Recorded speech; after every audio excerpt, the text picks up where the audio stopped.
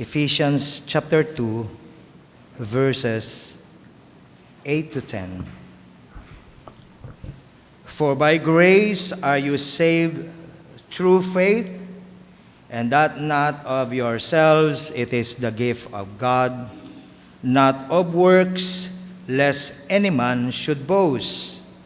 For we are his workmanship, created in Christ Jesus unto good works, which God hath before ordained that we should walk in them.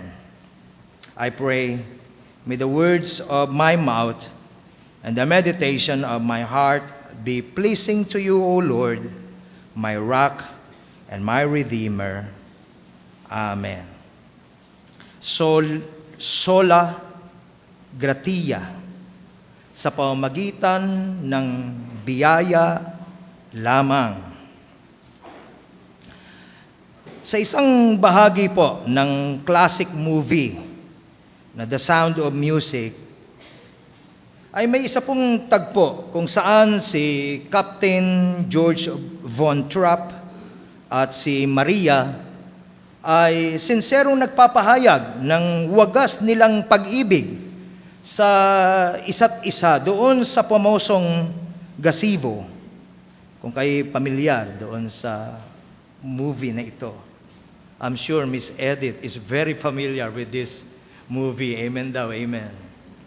Nagsawa ang mga young people natin ng kapapanood. Praise God. Hindi po makapaniwala, lalo na si Maria, sa mga pangyayaring ito.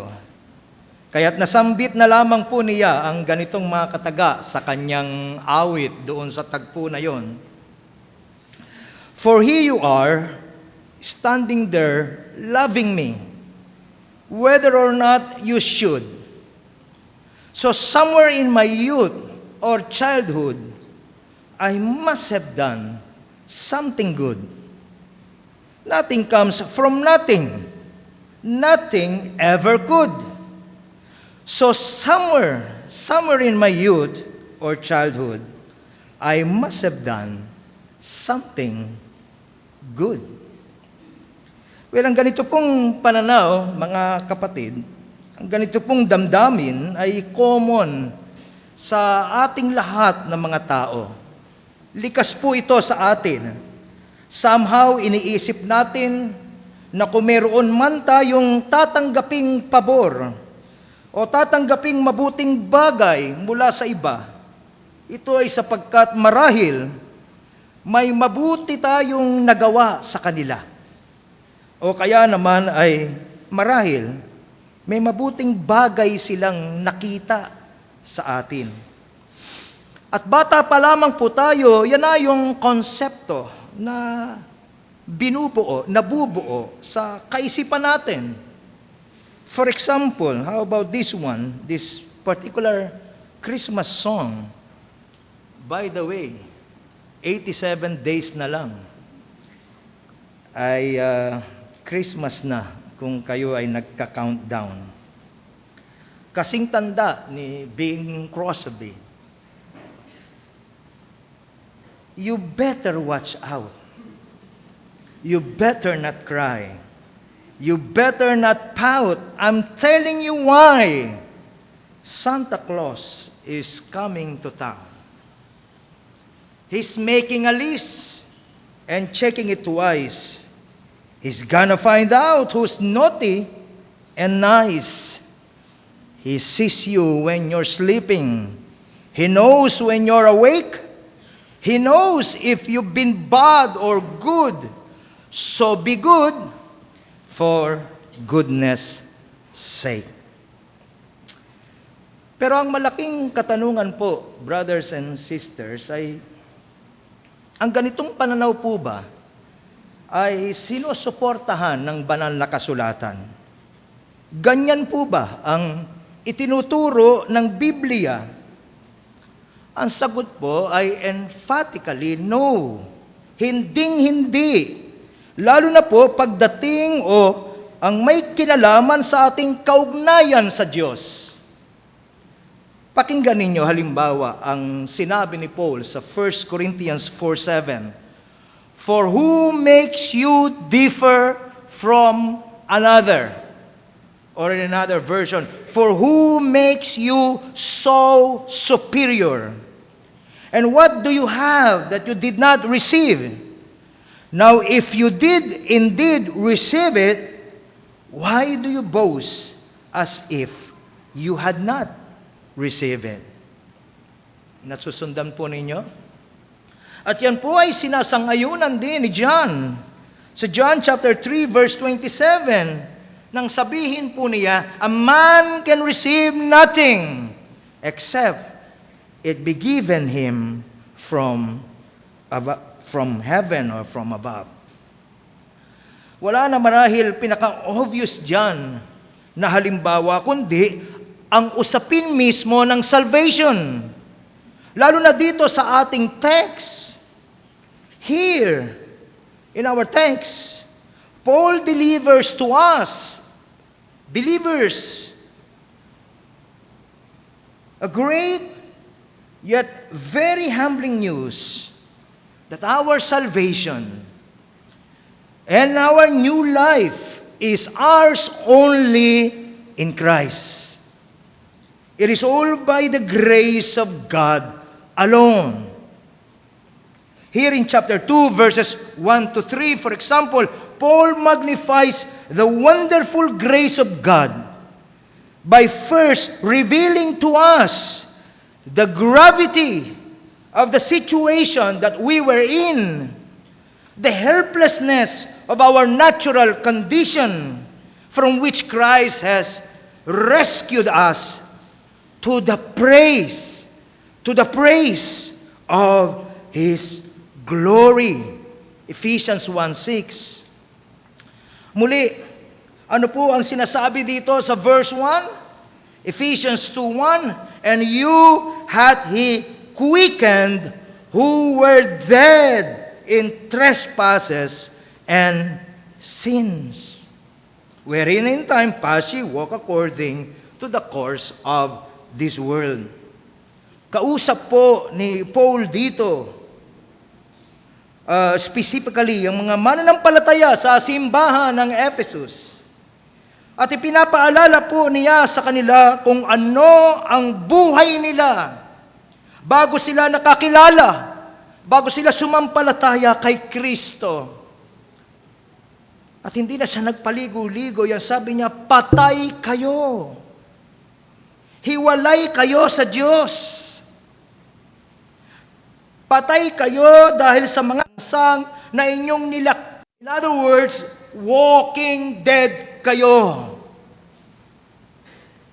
When it comes to the things of God, you are spiritually dead. You were spiritually dead.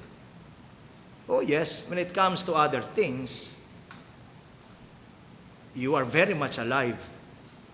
But when it comes to the things of God, you're dead.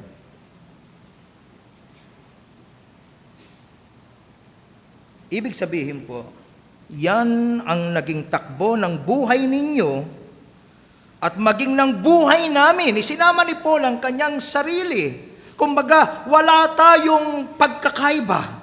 Lahat ay nabuhay sa kasalanan at palaging nag-aalsa, lumalayo. Naalala nyo? Romans 3, walang humahanap sa Diyos. Nagre-rebelde laban sa Diyos ang lahat. Nagre-rebelde laban sa kanyang mga salita. Walang natural affection para sa Diyos. Yes? Lovers of money, sila. Lovers of self, pero hindi lovers of God. Now furthermore, without grace or apart from the grace of God, we were not only spiritually dead, we were enslaved. Here in verse 2, in Filipino, namuhay kayong gaya ng mga taong makamundo, sakop kayo noon ng kapangyarihan ni Satan o ni Satanas. At yan muli, isinasang-ayunan ng John chapter 8 verse 44. You are of your father, the devil, and your will is to do your father's desires. Meanwhile, doon naman po sa verse 3, sinasabi naman po na we were by nature children of wrath, even as the rest. Meaning, all unbelievers are children who are objects of God's wrath. All unbelievers are children who are deserving of God's wrath. Think of that, brothers and sisters. Dead, enslaved, and under the wrath of God. Could there be a more helpless and hopeless condition?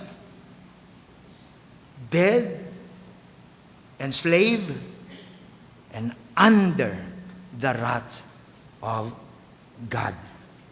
Yan ang nakikita ng ating Panginoong Diyos kapag tinitignan niya ang buong sangkatauhan. Dead people, enslaved people, and people who are under the wrath of God. Alam po ninyo, may tendensiya po tayong mga tao na isipin na hindi naman gaanong kalala o gayon kasama ang kalagayan natin sa harapan ng Diyos. Pero anuman ang isipin natin, anuman ang opinion natin, anuman ang ibigay nating katuwiran, sa dulo, mga kapatid, ang hatol pa rin po ng Diyos ang mananayo. Ang hatol pa rin po ng Diyos ang pinal na hatol. At naghatol na siya, nagpasa na siya, nagbigay na siya ng kanyang verdict. That every mouth may be stopped and all the world may become guilty before God. Romans 3:19. Why? You may ask. Because there is none that doeth good and sinneth not. Oh yes, lahat. Meron tayong mga good deeds, pero ang nami-miss natin ay yung bahaging there is none that doeth good and sinneth not.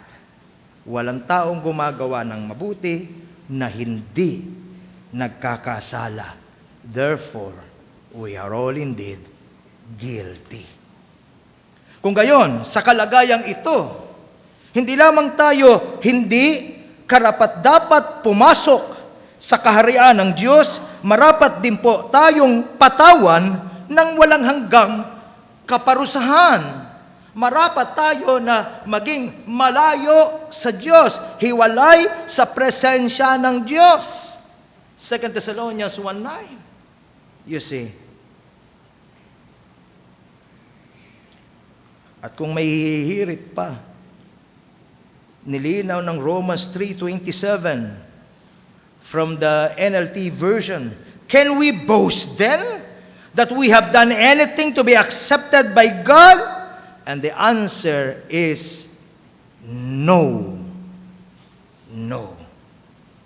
At best, mga kapatid, ang mga pinakamalalaking o ang mga pinagmamalaki ng taong kabutihang nagagawa niya ay pawang filthy rags sa mga mata ng ating lubhang banal na Diyos. Isaiah 64:6. Ganyan po, mga kapatid, ka-hopeless and dire ang situation natin kung walang gagawin ng Diyos. kung hindi kikilos ang Diyos. Tuluyan tayong mapapahamak kung hindi gagawa ng inisyatibo ang Diyos.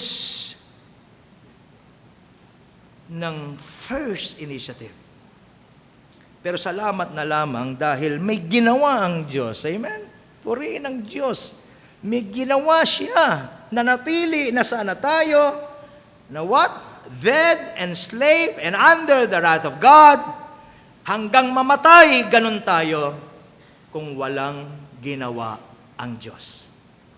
Pero may ginawa ang ating Panginoong Diyos. Ephesians 2, 4, and 5, but God, who is rich in mercy, for His great love wherewith He loved us, even when we were dead in sins, hath quickened us together with Christ.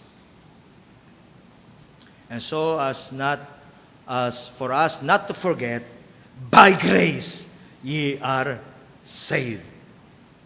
Sa pamamagitan po ng paggamit ng contrast, but God. Again, you're dead, you're enslaved, and under the wrath of God. But God. Amen?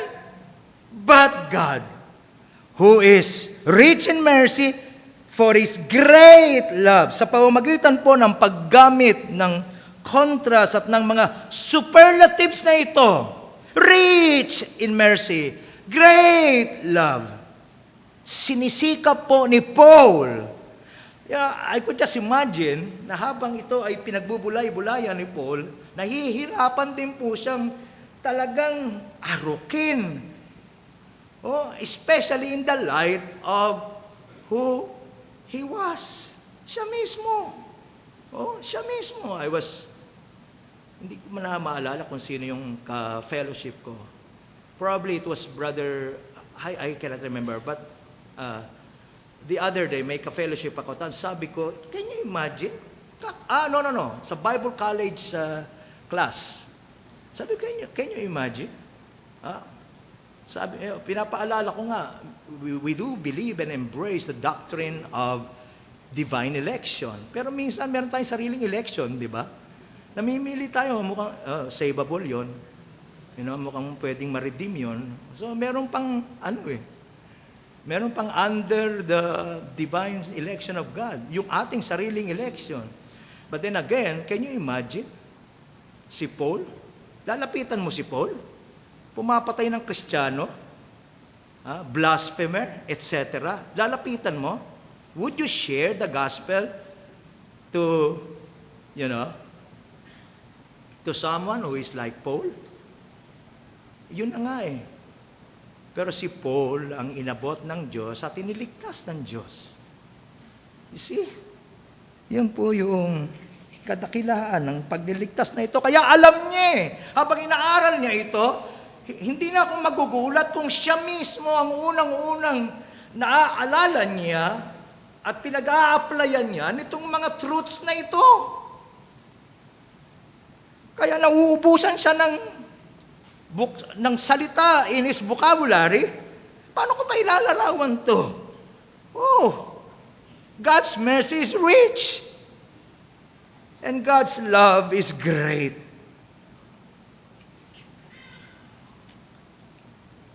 So ganito niya tinatangka na ilarawan ang kadakilaan, ang kasaganaan, at kung gaano kahanga-hanga ang biyaya ng kanyang Diyos, ng kanyang tagapagligtas.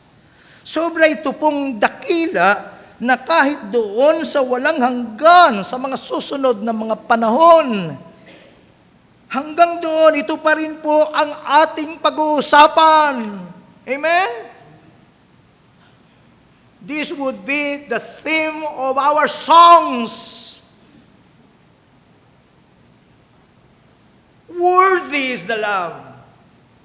Praise be to God. Sinabi yan ni Paul. Noong sa verse 7. Ephesians 2:7, that in the ages to come, He might show the exceeding riches of His grace in His kindness toward us through Christ Jesus. Amen? hanggang sa mga susunod na panahon, iyan pa rin ang paksa natin. Hindi natin masisimot. Pinag-aralan natin maraming beses, pero hindi natin masisimot ang kasaganaan at yung tawag dito, yung naintindihan mo Oh, Panginoon, napakasagana talaga hanggang ngayon, lalong-lalo na. Lubhang sagana ang iyong awa at pag-ibig. Sinabi ito ni Paul. Sinabi ni Paul ang lahat ng ito sa liwanag against the background na ng ating miserable at kaawa-awang kalagayan dahil sa kasalanan. You remember? Again, going back to verse 5. Even when we were dead in our trespasses. Even when we were dead in sins. You see. Patay tayo spiritually. Walang paraang matulungan natin ang ating sarili. Sa hopeless na kalagayang yan, binuhay niya tayo. Even when we were dead in sins, God hath quickened us together with Christ. By grace are ye saved.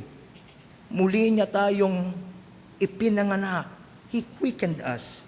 He regenerated us. We were born again. Genao anoten in Greek. Meaning, born from above. Or we were born of God. John 1:12 and 13. Or we were born of the Spirit. John 3:8. Amen? Ano pa?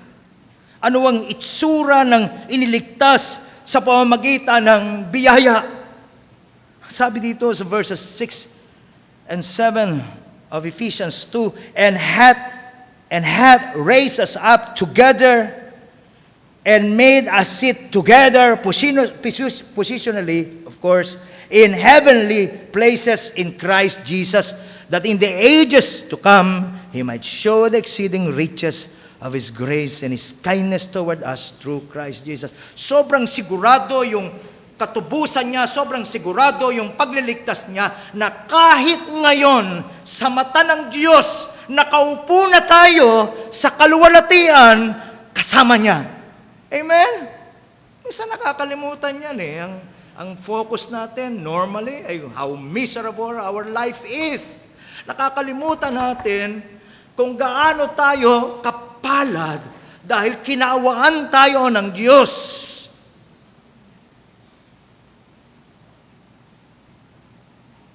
Natatawa ako nung minsan. I don't know, nagluluto yata si Ma'am Tess.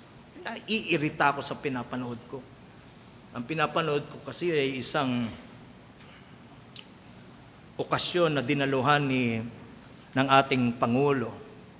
Naiirita ako dahil lahat pakitang gilas.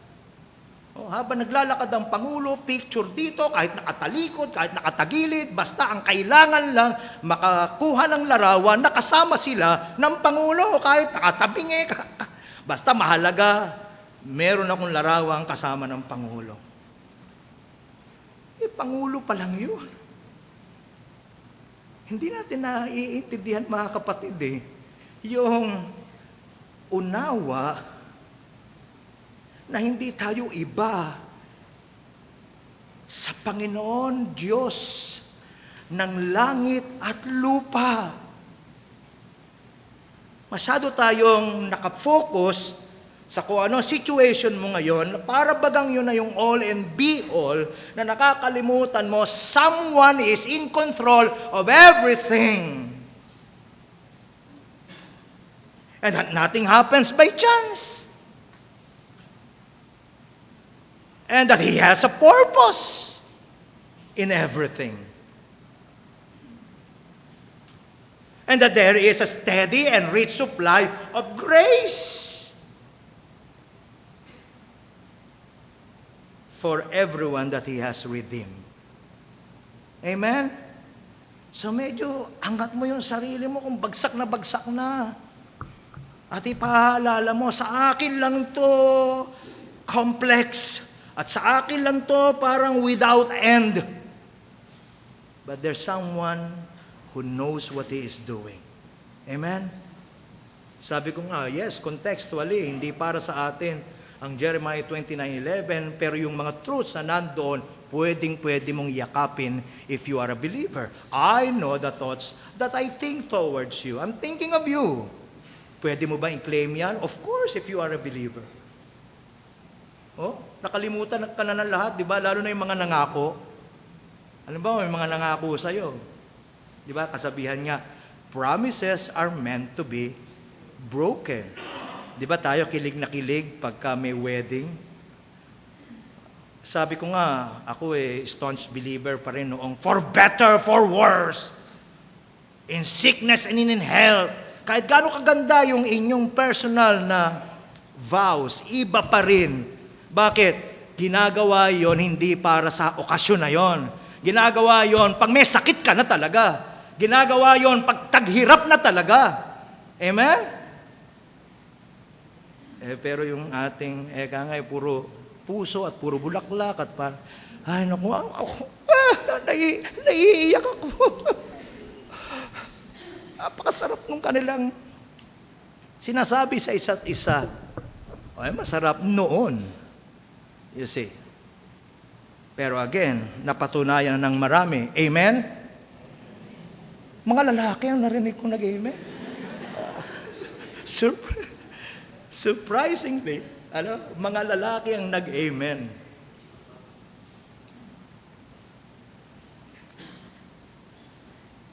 Oh, mga kapatid.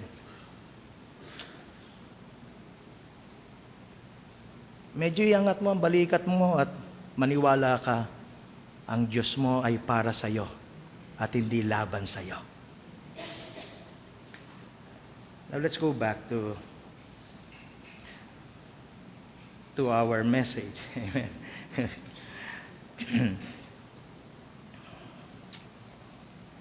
So yan po ang context. At yan na rin po ang pinaka-meaning ng Ephesians 2:8 and 9 kung tutuusin. Dahil pawang biyaya, wala tayong maipagmamalaki. Tama? So that no one will boast, di ba? Yan ang sabi. For by grace are you saved through faith, that not of yourselves, it is the gift of God, not of works, lest any man should boast. Wala tayong maipagmamalaki. Marami tayong maipagpapasalamat. Amen? Ulitin ko kaya yon. Wala tayong maipagmamalaki, oo. Pero napakarami nating pwedeng maipagpasalamat. Now, some say po na itong faith dito, for by grace are you saved through faith. Sinasabi po nila na, it is something that, yes, grace, it's a gift, salvation is a gift. But yung faith na yon, faith is something that we produce. Faith is something that we generate. Atin na yon, sabi ng iba. Pero hindi po no? Basahin natin ulit. For by grace are you saved through faith, and that faith, that not of yourselves, it is the gift of God. Now, kung may duda ka pa dun, let us also read Acts 18:27. And when he wished to cross to Achaia, the brothers encouraged him and wrote to the disciples to welcome him. And when he arrived, he greatly helped those who through grace had believed. Amen? Who through grace, biyaya ba? Ang pananampalataya, who through grace had believed.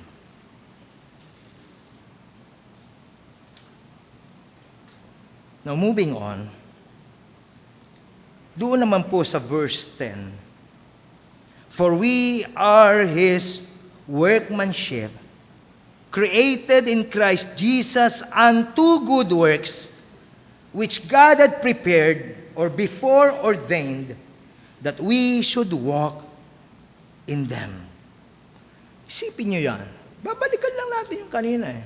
Those who were dead, those who were enslaved, those who were children of wrath, those who were disobedient, those who once lived in the passions of flesh and desires of the body, the whole 9 yards, ano na ngayon? Ha? We are His workmanship, created. Binago niya eh. Kaya nga lagi natin sinasabi, regardless kung gaano kapangit ang nakaraan mo, wala na yon. Dahil binabago ng Panginoon. If any man be in Christ, he is a new creature. Sa mata ng Diyos. Sa mata ng Diyos. Now think about that. Verse 9 tells us that salvation is not by works, while verse 10 tells us that we are created for good works. Paano yun? Well, another way of saying it is this: we are saved by grace and not by works, but we are saved by grace unto good works. Ang source ng ating kaligtasan ay ang masaganang biyaya ng Panginoong Diyos na niyakap natin sa pamamagitan ng pananampalataya. Pero ito rin po ang motivation natin, ang enabling power na nasa likod ng ating Christian life. Klaro yan sa ating paboritong awit. Amazing grace, how sweet the sound that saved a wretch like me. I once was lost, but now I'm found, was blind, but now I see. Line 3. Through many dangers, toils, and snares, I have already come. This grace, the same grace, this grace has brought me safe thus far, and grace will lead me home. Amen? Yung biyaya, masagana, na biyaya na nagligtas sa'yo, ang masagana ding biyaya na patuloy na magsosustain sa'yo, magbibigay sa'yo ng kakayahan, ang patuloy na magiging source ng iyong pag-asa at source ng iyong kalakasan, lalo na sa mga panahon na give up ka na, hindi ko kaya, merong masaganang biyaya na magsusustain sa iyo. When you are being tempted, especially, be reminded, God's grace is abundant.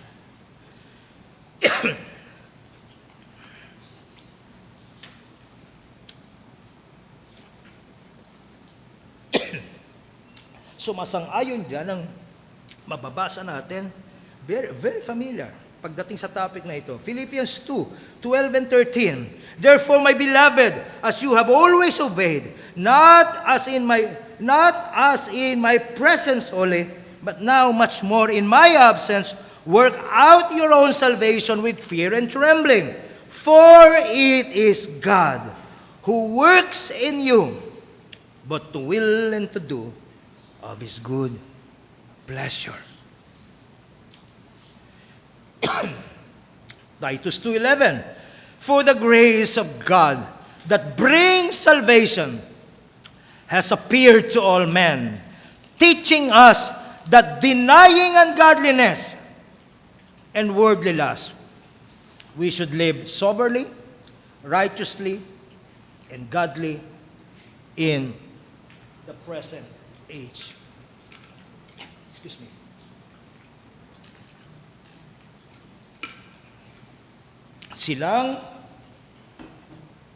Silang mga tinubos at iniligtas ng Panginoon sa pamamagitan po ng kanyang masaganang biyaya, ay dapat mamuhay sa isang binagong buhay sapagkat yan mismo ang layunin ng pagtubos sa kanila. Hindi pwedeng pagkatapos kang iniligtas, magpapatuloy ka sa klase ng buhay na meron ka noon.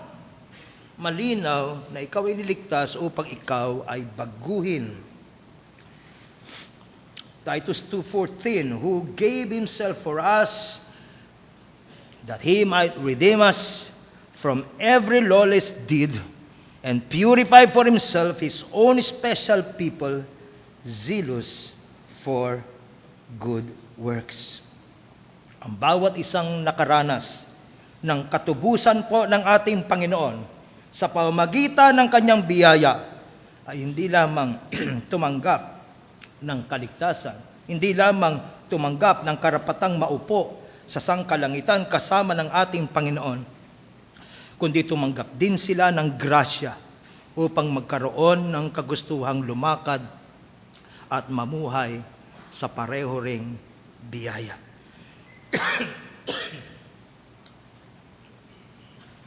So, in the same manner na dama mo ang iyong total helplessness para iligtas ang iyong sarili.